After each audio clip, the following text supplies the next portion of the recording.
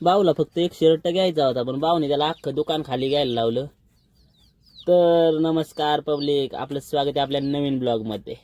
आज उरुळी कांचनचं ट्रॉफी बघून आपल्याला असं वाटलं आपण काय पुण्यात फिरायला आलोय की काय.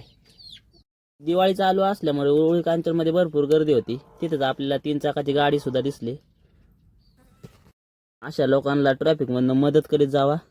आपल्याला घ्यायची होती काय औषधं, आपण घेतली औषधं. सोन्या भाऊला जायचं होतं बाळूमाच्या बकऱ्या म्हणून सोन्या भाऊला दिला सोडून आणि आपण पोहोचलो MG रोडला. महात्मा गांधी कॉलेज ग्राउंडमध्ये मॅच चालू होती.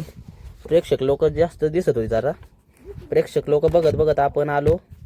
काही प्रेक्षक झोपून तर काही प्रेक्षक गाडीवर बसून मॅचचा आनंद घेत होते.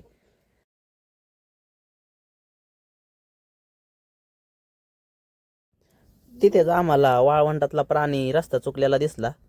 बहुतेक तर वर बसलेला माणूस त्याला रस्ता धावण्यास मदत करतोय असं समजून आम्ही आलो पुढे. पुढे येताच आम्हाला असे लक्षात आले वैभव शेटला एक शर्ट घ्यायचा आहे. मग काय आम्ही परत एकदा गाडी माघारी वळवली. कोणाला काही खरेदी करायची असेल तर तो हायवेने हिंडतो, पण आम्हाला काही खरेदी करायची असेल तर आम्ही गल्ली बोळ्या सुद्धा सोडत नाही. मग आपण आलो गल्ली बोळ्यांनी हिंडण्यात. कांचनची अशी एक पण गल्ली आम्ही सोडली नाही की त्या गल्लीत आम्ही गेलो नाही. प्रत्येक गल्लीला भेट दिलेली आहे.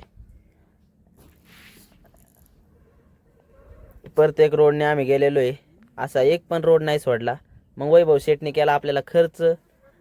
उरुळी कांचनला केलं बाय बाय आणि आलो अष्टापूर फाट्यावर. अष्टापूर फाट्यावर आता सोन्या भेटला. सोन्या म्हणला आपल्याला करायचं आहे कटिंग. मग आलो ATM मध्ये आणि घेतले पैसे काढून. ATM मधून घेतली कॅश काढून. भाऊला फक्त 100 रुपयाची आवश्यकता असते कटिंग करण्यासाठी, पण भाऊ एसीची हवा खाण्यासाठी ATM मध्ये येतो. पैसे घेऊन आपण पोचलो कटिंगच्या दुकानात. कटिंगसाठी भरपूर नंबर वेटिंगला होते, त्यामुळे सोन्या